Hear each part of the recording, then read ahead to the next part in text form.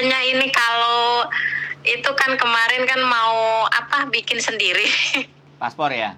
Paspor itu mau ke visa gitu, bikin paspor dulu katanya kan gitu, kata siap. temen. Terus katanya, terus ternyata susah, harus ada surat rekomendasi dari kementerian.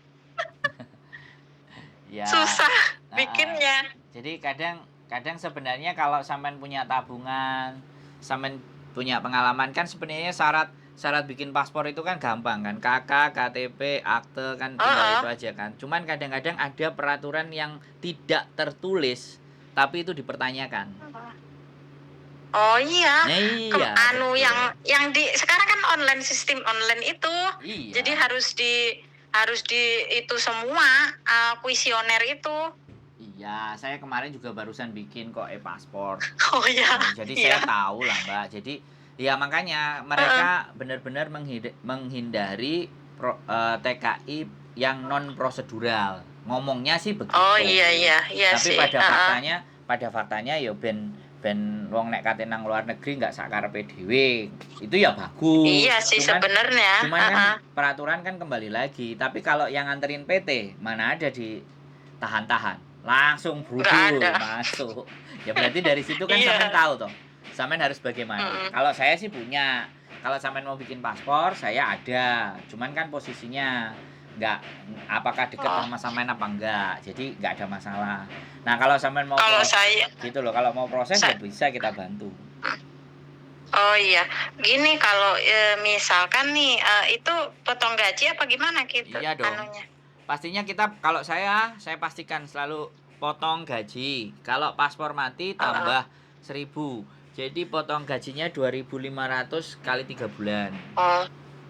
Oh, kali 3 bulan. Yoi. Kalau dulu kan non-ek itu berapa bulan itu? Dulu. Ya enggak, sekarang yang 6 bulan, yang 6 bulan 2.600 juga ada. 6 bulan 2.300 juga ada. Nah iya, cuman 3 bulan. Nah, saya cukup 3 bulan saja gitu loh. Ya enggak apa-apa, nanti sampean coba banding-bandingkan. Kalau mungkin ada informasi dari tempat lain, sampean boleh banding-bandingkan. Kalau di sini ke saya kan di Jawa Barat, kira-kira kerjasama di PT apa gitu? Mbak, nanti kalau proses X itu ya, sekali lagi proses X itu saya jelaskan. Sampean belum nonton konten saya, dan saya nggak tahu sampean dapat nomor dari mana. Saya nggak ngerti, tapi dari konten. Jadi, tapi kan dari konten, cuman aku ini gimana sih, cuman pas. Tapi kan kontennya bukan konten saya. Gimana cara bikin? Iya, yang Mas Sandro itu kan, siapa sih? Yang itu. Siapa? Kayak kontennya Mas dah. Saya dapat nomornya dari situ juga. Oh, di Facebook apa YouTube? Di Facebook ada. Aku tadi nyari itunya di Facebook. Nyari nomornya. Nah, nanti cari lagi di YouTube yang lebih komplit. Yang di Facebook dikit-dikit aja. Jadi, oke. Misalnya kalau proses itu sampean duduk di rumah, kami biodata diserahkan ke agensi, ditawarkan ke majikan yang cocok sama sampean, interview, ya. Setelah interview cocok, baru proses ID, ya bikin paspor apa semuanya. Nah kalau sampean posisinya di Jawa Barat, kita cari imigrasi yang berhubungan dengan PT kita. Yang paling dekat di mana? Jadi sampean nanti diarahkan datang ke imigrasi tersebut. Oke, setelah dikasih imigrasi, habis itu paspor nggak sampean bawa, kan otomatis dibawa PT. Udah jadi, karena yang bayar juga PT. Sampean manusianya aja, tapi nggak tahu kalau ini yang ini mungkin nanti ada nego-nego sedikit atau masalah apa dari PT-nya yang akan ngomong ke sampean tentang persoalan paspor. Nah, setelah itu baru diproses visa di Hong Kong, diajukan ke imigrasi, diajukan ke KJRI. Setelah 6 minggu tidak ada masalah, tidak ada kendala, cocok, oke, baru sampean PAP ke kantor, ke kantornya. Sekalian menjelang 2-3 hari setelah PAP baru terbang. Jadi prosesnya tuh begitu, Mbak, nggak ribet, sudah enak, sudah gampang, nggak usah dipusingkan harus ada di mana PT-nya semuanya akan dipermudah karena orang-orang PT pada cari-cari cuan. Gitu. Makanya kan jadinya sekarang saya gimana prosesnya gini gitu. Iya, saya tinggal kasih biodata, sampean isi biodata sama foto sampean, sudah, baru saya ketik semua daftarnya, baru saya serahkan ke agensi. Foto tanpa kerudung ya? Ya foto boleh, tanpa hijab. boleh. Samen berkerudung boleh, yang enggak juga enggak ada masalah. Nanti kan majikan biar pilih atau agennya nanti mau ditaruh mana, yang kerudung atau yang tidak, kan kayak gitu. Nah, pas interview kan samen juga ngomong, dan saran saya ini sebelum samen berproses dengan saya, sekali lagi saya wanti-wanti, saya omong, kalau samen interview tolong direkam. Bagaimana caranya, apapun caranya, tolong samen rekam. Proses interview samen harus punya data rekamannya. Entah sampai nanti pinjam HP tetangganya, temennya, selingkuhannya atau siapapun, pokoknya harus direkam. Ketika nanti pada saat sampean bekerja ada yang tidak sesuai, di saat dia ngucapin, sampean tinggal perdengarkan ke mereka. Terus sekali lagi saya bilang, saya tidak bertanggung jawab atas majikan yang ada dengan sampean nanti, karena yang nyari kan agensi. Yang ingin saya sampaikan, kalau dirasa di interview nggak tepat dan nggak cocok, cancel. Jadi karena bagi saya proses di Hong Kong itu mudah dan gampang. Yang sulit adalah beradaptasi dengan majikan. Sampean tahu kan, Hong Kong itu kayak apa? Dan jangan dibayangkan majikan tidak ada yang baik. Boleh kita berdoa ingin dapat yang baik. Tapi sekali lagi, kita juga harus siap kepada majikan yang hau mafan, hau kancong. Majikan yang ruwet. Pagi bicaranya apa, siang bicaranya apa, malam bicaranya bagaimana. Kita harus siap menghadapi sendiri. Karena saya kemarin sempat proses anak, begitu udah selesai dia komplain sama saya. Terus saya tanya, sampean datang ke saya tidak meminta sampean untuk ikut ke saya. Kan saya ngomongnya gitu tuh. Kayak sampean ini kan sampean datang ke saya kan? Iya kan?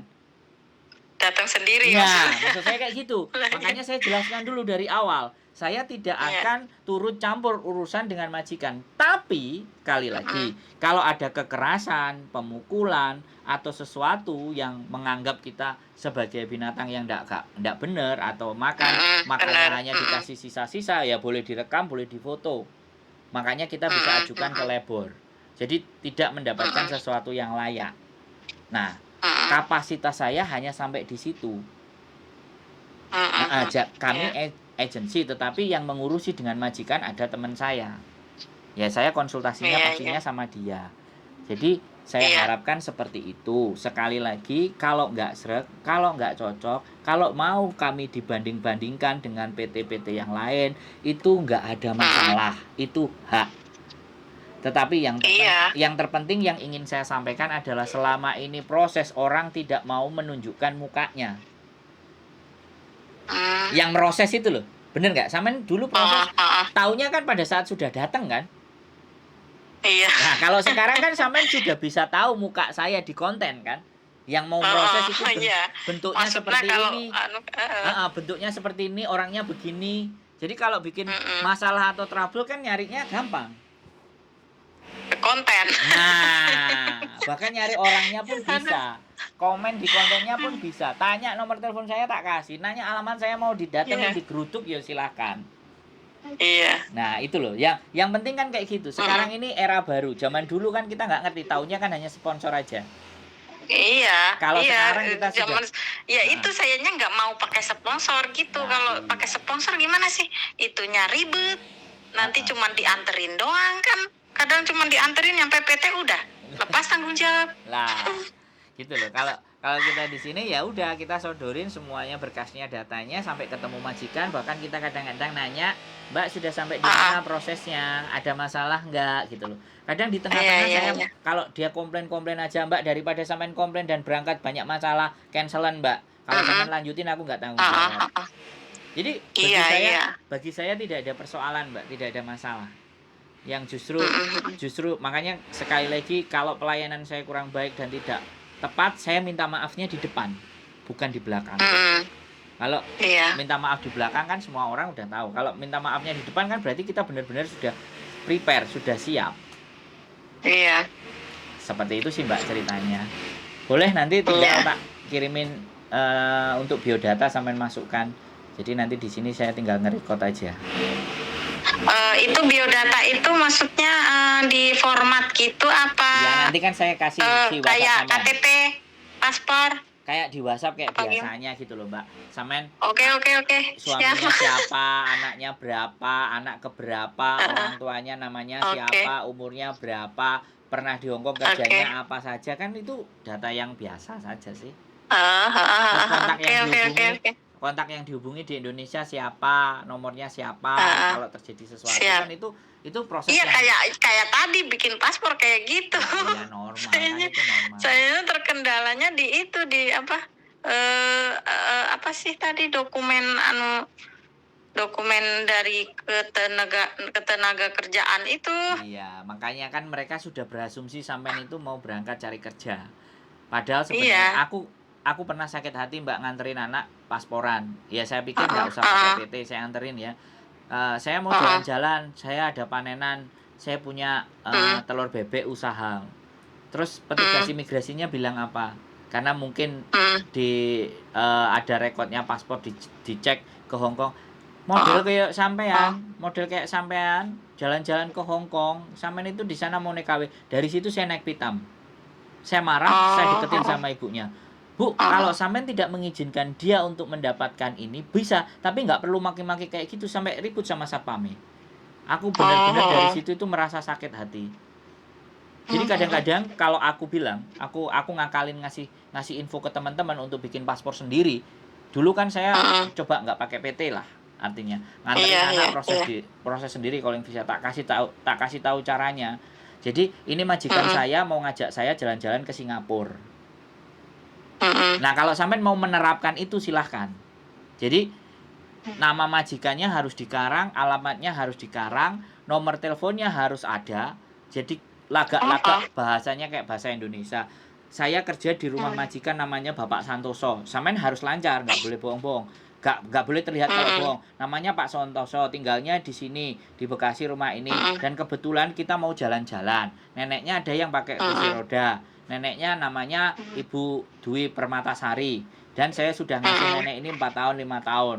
Dan dia mau ngajak, ini saya diurus sendiri. Karena dia nggak ada waktu, sibuk nganterin saya. Kalau Bapak nggak percaya, mhm, silahkan telepon, ini majikan saya. Nah, nanti kalau dia telepon mhm. majikannya, sampai tinggal kong kali kong. Oh iya Pak, saya usahanya bisnis, saya mau ngajak dia. Saya yang akan bertanggung jawab. Ini KTP saya, ini nomor saya. Semuanya ditunjukin. Akhirnya lolos dapat paspor. Pakai cara Mbak. Ini cara yang bangsat yang saya ajarin. Tapi yo gimana lagi? Halo?